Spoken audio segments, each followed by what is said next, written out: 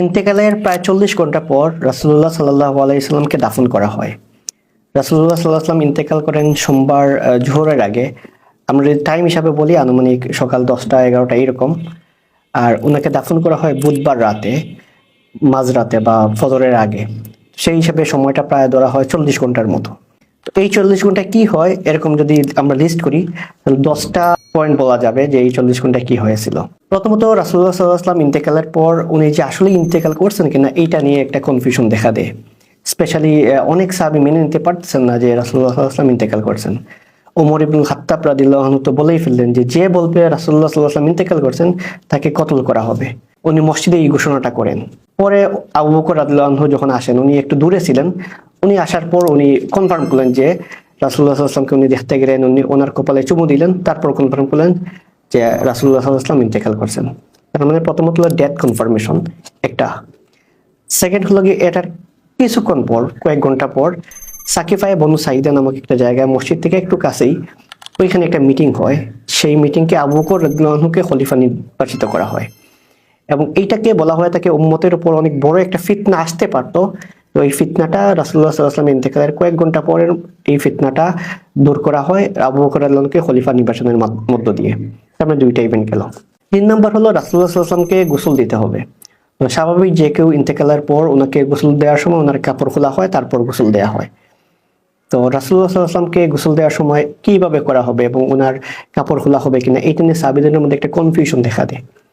তো সময়টা ধরে নেওয়া হয় আনুমানিক সোমবার ওই দিনই বা মঙ্গলবার ওই দিনই রাতের মধ্যে। তখন আল্লাহ সবাইকে একটা ঘুম পাড়িয়ে দেন, সব সাহাবীদেরকে, এবং ওনারা ঘুমের মধ্যে একটা আওয়াজ শুনতে পান। সেই আওয়াজে বলা হয় যে রাসূলুল্লাহ সাল্লাল্লাহু আলাইহি ওয়াসাল্লামের যে কাপড় পরা অবস্থায় আছে সেই কাপড় পরা অবস্থায় যেন ওনাকে গোসল দেওয়া হয়। অর্থাৎ অন্য সবাইকে যেভাবে গোসল দেওয়া হয় সেভাবে রাসূলুল্লাহ সাল্লাল্লাহু আলাইহি ওয়াসাল্লামকে গোসল দেওয়া হয় নাই, ওনাকে কাপড় পরা অবস্থায় গোসল দেওয়া হয়। রাসূলুল্লাহ সাল্লাল্লাহু আলাইহি ওয়াসাল্লামকে গোসল দেন ওনার চাচাতো ভাই এবং ওনার জামাই আলী ইবনে আবি তালিব রাদিয়াল্লাহু আনহু। 4 নাম্বার রাসূলুল্লাহ সাল্লাল্লাহু আলাইহি ওয়াসাল্লামকে কাফন পরানো। রাসূলুল্লাহ সাল্লাল্লাহু আলাইহি ওয়াসাল্লামকে 3টা ইয়েমেনি কাপড় দিয়ে কাফন পরানো হয় এবং এই ইয়েমেনি কাপড়টা যে জায়গা থেকে আসে সেই জায়গাটার নাম হলো সাহুল নামক একটা অঞ্চল। ওই জায়গাটা থেকেই কাপড়টা আসে, ওইখানের কাপড় দিয়ে রাসূলুল্লাহ সাল্লাল্লাহু আলাইহি ওয়াসাল্লামকে কাফন পরানো। এবার সবচেয়ে ইম্পর্টেন্ট প্রশ্ন জানাজার নামাজ। রাসূলুল্লাহ সাল্লাল্লাহু আলাইহি ওয়াসাল্লামের জানাজা পড়াবেন কে, এটা নিয়েও দেখা যায় কিছু কনফিউশন দেখা দেয়। পরবর্তীতে সাহাবীরা সিদ্ধান্ত নেন যে জানাজার নামাজে কোনো ইমাম থাকবেন না, প্রত্যেকেই নিজে নিজে গিয়ে নামাজ পড়বেন। যেমন ধরেন আমরা জামাতে নামাজ মিস হলে আমরা যেমন একা একই নামাজ পড়ি, এরকমই প্রথমে পুরুষরা গিয়ে নামাজ পড়েন, তারপর মহিলারা গিয়ে, তারপর বাচ্চারা গিয়ে, যারা ছোট ছিল তারা গিয়ে নামাজ পড়েন। অর্থাৎ ওই নামাজের কোনো ইমাম ছিলেন না, জানাজার নামাজ প্রত্যেকেই নিজে নিজে গিয়ে জানাজার নামাজ, আমরা যেমন জামাত ছুটলে যেরকম নিজে নিজে নামাজ পড়ি ঠিক তেমনি নিজে নিজে গিয়ে জানাজার নামাজ পড়েন ইমাম ছাড়া। 6 নাম্বার হলো কবর খোঁড়া। তো রাসূলুল্লাহ সাল্লাল্লাহু আলাইহি ওয়াসাল্লামকে তো দাফন করা হবে, কবর খুঁড়তে হবে। তো কোন জায়গায় ওনাকে দাফন করা হবে এটা নিয়ে প্রথমে একটা কনফিউশন দেখা দেয়। কেউ বলেন জান্নাতুল বাকিতে দাফন করা হোক, কেউ বলেন অন্যান্য জায়গায়। তখন আবু বকর রাদিয়াল্লাহু আনহু বললেন যে উনি একটা হাদিসের উদ্ধৃতি দিলেন যে রাসূলুল্লাহ সাল্লাল্লাহু আলাইহি ওয়াসাল্লাম বলছেন যে নবীরা যেই জায়গায় ইন্তেকাল করেন সেখানেই তাদেরকে দাফন করা হয়। এর ফলে রাসূলুল্লাহ সাল্লাল্লাহু আলাইহি ওয়াসাল্লাম যেখানে ইন্তেকাল করেন অর্থাৎ আয়েশা রাদিয়াল্লাহু আনহার ঘর, সেই জায়গায় রাসূলুল্লাহ সাল্লাল্লাহু আলাইহি ওয়াসাল্লামকে দাফন করা হয়। 7 নাম্বার রাসূলুল্লাহ সাল্লাল্লাহু আলাইহি ওয়াসাল্লামের কবর খুঁড়তে হবে। তো কবর খোঁড়ার জন্য তো ওই সময় মদিনা 2টা ওয়েতে কবর খোঁড়া হতো, 2টা স্টাইলে। তো সবাইকে বলা হলো যে এই যে কবর খোঁড়া হবে তো এই 2টা স্টাইলে মদিনাতে কবর খোঁড়া হয়। তো এই 2জন সাহাবী কবর খোঁড়েন, একজন এক স্টাইলে আরেকজন আরেক স্টাইলে। তো বলা হলো যে তাহলে 2জনকে খবর দাও, যে আগে আসবে সেই কবর খুঁড়বে। তখন দেখা যায় আবু তালহা আনসারী রাদিয়াল্লাহু আনহু আগে আসেন এবং তিনি রাসূলুল্লাহ সাল্লাল্লাহু আলাইহি ওয়াসাল্লামের কবরটা খুঁড়েন। অতঃপর রাসূলুল্লাহ সাল্লাল্লাহু আলাইহি ওয়াসাল্লামকে দাফন করতে হবে। দাফন করার সময় 4জন সাহাবী কবরে নামেন। সেই 4জন সাহাবী ছিলেন রাসূলুল্লাহ সাল্লাল্লাহু আলাইহি ওয়াসাল্লামের পরিবারের অন্তর্ভুক্ত। এখানে আরেকটা জিনিস বলে রাখা ভালো যে রাসূলুল্লাহ সাল্লাল্লাহু আলাইহি ওয়াসাল্লামকে যে গোসল করা হবে তো এইটা কে করবেন এইটা নিয়েও তো একটা কনফিউশন হওয়ার কথা। ওই যে আবু বকর রাদিয়াল্লাহু আনহু খলিফা হলেন, খলিফা হওয়ার পর তো উনি অনেকগুলা ডিসিশন, লাস্টে শেষের ডিসিশনটা নিবেন কে, এই জায়গায় হলো খলিফা, উনি আসলে ডিসিশনটা নেবেন। উনি যদি ডিসিশনটা না নিতেন তাহলে একটা বিশৃঙ্খলা দেখা দিত। তো গোসলের ক্ষেত্রেও কিন্তু ডিসিশনটা আবু বকর রাদিয়াল্লাহু আনহু নেন যে রাসূলুল্লাহ সাল্লাল্লাহু আলাইহি ওয়াসাল্লামকে গোসলটা করাবেন, ওনার পৈতৃক সম্পর্কের দিক দিয়ে যারা আছেন তারাই ওনাকে গোসল করাবেন। দাফনের ক্ষেত্রেও কিন্তু এইটা মেনটেন করা হয়। নতুবা দেখা যেত সবাই তো রাসূলুল্লাহ সাল্লাল্লাহু আলাইহি ওয়াসাল্লামের ক্লোজ, কে গোসল করাবে এটা নিয়ে আবার কনফিউশন দেখা দিত, কে কবরে নামাবেন এটা নিয়েও কনফিউশন দেখা দিত। তো ওই জায়গায় আবু বকর রাদিয়াল্লাহু আনহু একটা স্ট্যান্ডার্ড সেট করে দেন। সেই স্ট্যান্ডার্ড অনুযায়ী দেখা যায় আলী রাদিয়াল্লাহু আনহু গোসল করান এবং উনি ওনাকে কবরে দাফন করেন। সেই চারজন ছিলেন একজন আলী রাদিয়াল্লাহু আনহু, একজন আব্বাস রাদিয়াল্লাহু আনহু, একজন ফদল ইবনে আব্বাস রাদিয়াল্লাহু আনহু, সালিহ রাদিয়াল্লাহু আনহু, উনি ছিলেন রাসূলুল্লাহ সাল্লাল্লাহু আলাইহি ওয়াসাল্লামের গোলাম, ওনার আজাদকৃত দাস। এই চারজন মিলে রাসূলুল্লাহ সাল্লাল্লাহু আলাইহি ওয়াসাল্লামকে কবরে দাফন করে। 9 নাম্বার, রাসূলুল্লাহ সাল্লাল্লাহু আলাইহি ওয়াসাল্লামকে কবরে দাফন করা হলো, রোজায় দাফন করা হলো। তো সর্বশেষ কোন ব্যক্তি রাসূলুল্লাহ সাল্লাল্লাহু আলাইহি ওয়াসাল্লামকে টাচ করেন, সাহাবীদের মধ্যে মানে সবচেয়ে লাস্টে কে টাচ করেন?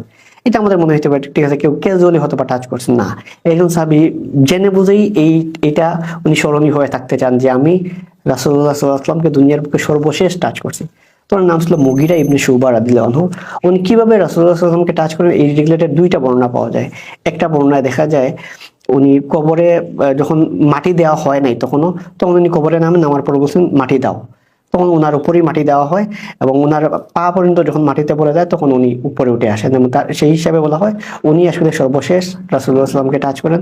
আরেকটা ঘটনা পাওয়া যায় যে সবাই যখন কবরে থেকে উঠে পড়ে তখন উনি ওনার আংটিটা রাসূলুল্লাহ সাল্লাল্লাহু আলাইহি ওয়াসাল্লামের কবরে ফেলে দেন।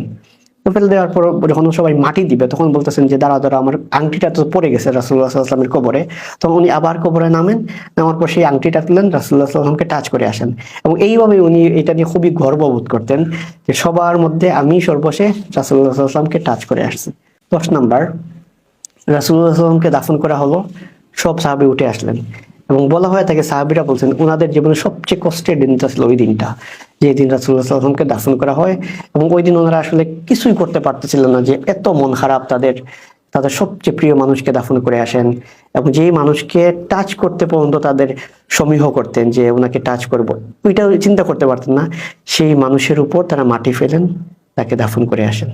এবং ওনারা যখন ফিরে আসেন তখন ফাতিমা রাদিয়াল্লাহু আনহা রাসূলুল্লাহ সাল্লাল্লাহু আলাইহি ওয়াসাল্লামের মেয়ে, উনি আনাস ইবনে মালিক রাদিয়াল্লাহু আনহুকে জিজ্ঞেস করলেন, ও আনাস তুমি কিভাবে পারলে আমার রাসূলের উপর তুমি মাটি ফেলতে? এত ইমোশনালি ওনারা রিয়াক্ট করেন, কিভাবে পারলা আমার রাসূলের উপর তোমরা মাটি ফেলতে? এখানে আরেকটা ঘটনা আছে, সেটা হলো আয়েশা রাদিয়াল্লাহু আনহা উনি একবার স্বপ্ন দেখেন। উনি স্বপ্ন দেখেন যে 3টা চাঁদ ওনার কুলের উপর পড়ছে।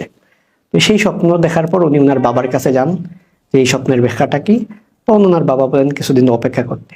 যখন রাসূলুল্লাহ সাল্লাল্লাহু আলাইহি ওয়াসাল্লাম ইন্তেকাল করেন এবং রাসূলুল্লাহ সাল্লাল্লাহু আলাইহি ওয়াসাল্লামকে ওনার ঘরে দাফন করা হয়, তখন আবু বকর রাদিয়াল্লাহু আনহু বলেন যে তুমি যে স্বপ্ন দেখছিলে না, সেই স্বপ্নটা একটা পূরণ হলো। 3টা চাঁদের মধ্যে সর্বোত্তম চাঁদ, সবচেয়ে সেরা চাঁদ, সেটা এখন তোমার ঘরেই দাফন করা হলো। তার মানে প্রথম চাঁদটা ওনার ঘরে পড়ে, ওনার ঘরেই ওনাকে দাফন করা হয়। সেকেন্ড হলো ওনার বাবা এবং উমর ইবনে খাত্তাব, ইসলামের প্রথম 2 খলিফাকেই আয়েশা রাদিয়াল্লাহু আনহার ঘরে দাফন করা হয়। তো উনি যে স্বপ্নটা দেখেন যে 3টা চাঁদ ওনার কুলের উপর পড়ছে, সেই স্বপ্নটা এভাবেই পূরণ হয় যে রাসূলুল্লাহ সাল্লাল্লাহু আলাইহি ওয়াসাল্লামকে ওনার ঘরে দাফন করা হয়, আবু বকর রাদিয়াল্লাহু আনহুকে, উমর রাদিয়াল্লাহু আনহুকে, 3জনকেই ওনার ঘরে দাফন করা হয়।